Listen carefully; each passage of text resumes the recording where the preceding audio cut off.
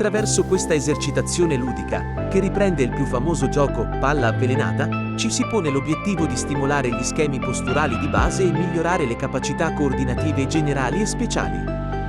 I bambini miglioreranno la loro abilità nell'afferrare, schivare, lanciare, oltre a stimolare la capacità di adattamento, combinazione, anticipazione, differenziazione spazio-tempo, orientamento, visione periferica, capacità sensopercettive e agility.